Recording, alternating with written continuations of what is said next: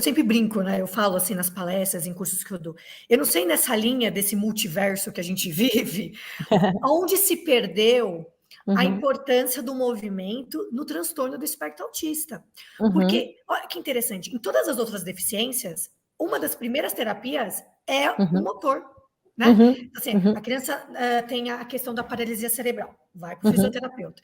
Né, síndrome de Down, vai para um fisioterapeuta, vai fazer uma hidroterapia, vai fazer. Então, assim, vai para um motor, né? Ele segue esse caminho. E depois, né, a gente vê aí a vida inteira, para a gente também é super importante, né? O exercício, o movimento, tendo nossas práticas, o resto da vida, né? E todos os estudos mostram, não questão do autismo, a gente deixa um pouquinho agora de lado, mas, por exemplo, em idosos, a questão do exercício físico, questão da memória, questões das funções executivas, assim, é um absurdo como melhora, né? E aí eu queria entender aonde nesse histórico, né? E eu acho que é uma questão bem, acho que dentro da ciência e da história, da ciência do autismo, se perdeu essa questão do movimento. Porque hoje, por exemplo, eu vejo muitas crianças, eu pego muita criança para avaliar, que já tem alguns, como você falou, pré-pronado, joelho valgo, retroversão de quadril, já tem um monte de questões aí importantes, mas hoje eu pego muitos adolescentes, Anitta, assim, que eu vejo assim, falo, meu Deus, o que aconteceu? O que aconteceu? Né? Com escolioses, com alterações posturais, com marcha inadequada, né? Com movimentos, assim, que eu fico assim, meu Deus, ninguém viu isso, né? Então, eu queria entender de onde se perdeu nesses estudos todos e agora que a gente está vendo esse up, né? Nessa questão do movimento. Eu acredito que em questão de história e ciência, o que acontece é assim, primeiro, não existia a palavra autismo, né, até o começo dos anos 1900. Então, é uma questão muito importante aí. A gente não tinha a palavra autismo, tinha em grego, que significava em si mesmo, mas ninguém usava como um transtorno, como uma doença mental, como uma síndrome, como uma condição. Não existia a palavra autismo para descrever uma pessoa que tivesse alguma condição do neurodesenvolvimento. Então, isso é importante a gente entender. Só que não quer dizer que não existiam autistas. Existiam autistas, só que eles eram assim, os de nível 1 e 2 eram os esquisitos, estranhos, tímidos, é assim mesmo, puxou o tio, que também era autista, né? E aí ficava de lado. Os que não conseguiam casamentos arranjados, né? Ou conseguisse só se fosse muito arranjado mesmo. E tinham os autismos de nível 3, que eram os que eram chamados de débeis, né, débil mental, que era o nome, inclusive, idiotia, né, idiota, era um nome científico, idiotia, depois virou palavrão, né, então, palavrão, assim, xingamento, digamos, ofensa, então, idiotia, o que é mais louco, né, então, todas essas questões são importantes. Só a partir de 1943 que o termo cunhado de autismo do Leo Kanner, a história toda antes eu nem vou contar aqui, de 1943 para frente, a gente começou a entender autismo como uma condição em separado. Então a gente ficou naquela, é uma síndrome, né, é um transtorno, é uma doença, não se sabia. Então estava ainda como uma doença. Por quê? Porque foi se ver os autistas mais severos, né?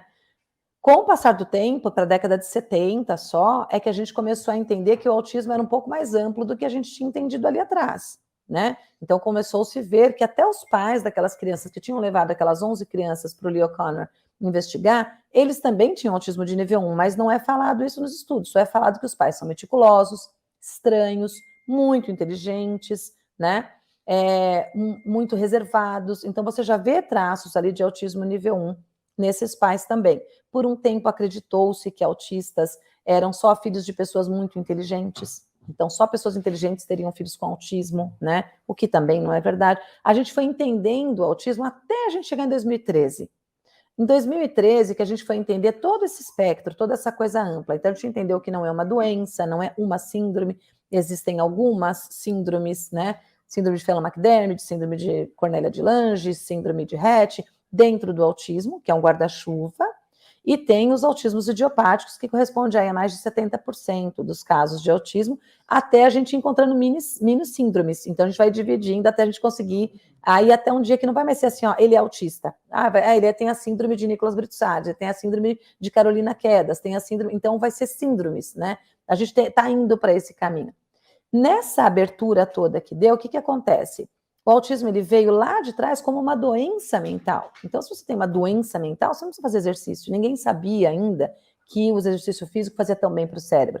As pessoas acreditavam que exercício físico era para criar músculo no braço, era para você poder participar do lançamento de martelo, carregar toras lá na Escócia. Então, as pessoas acreditavam que exercício físico era para isso, para ficar bonita, para ficar magra.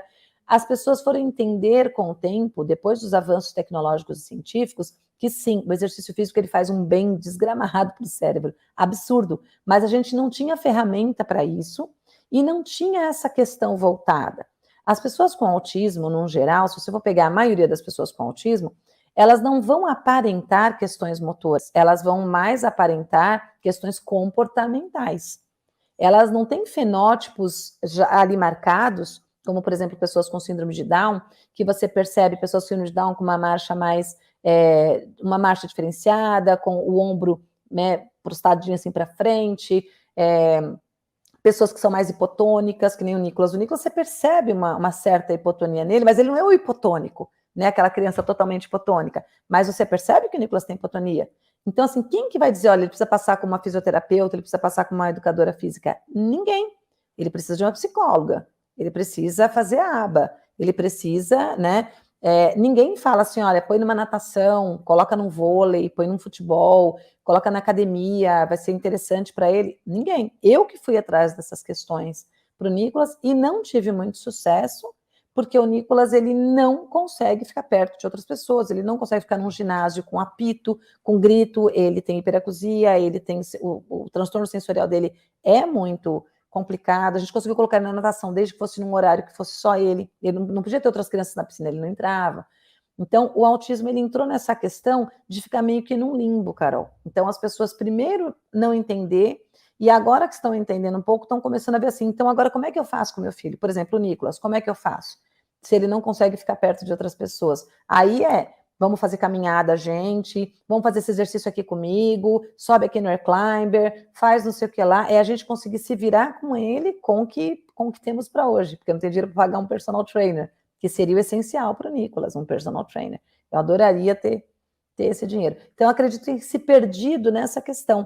A gente acreditar que o autismo era uma doença mental, né, e não entender que é uma condição comportamental e que se a gente trabalhar bastante a questão física, a gente vai ter resultados melhores. Mas eu acho que agora está começando a encontrar esse caminho e acredito que daqui para frente é só... não vai mais haver uma separação, não. Vai ser cada vez mais entendido isso, eu acredito.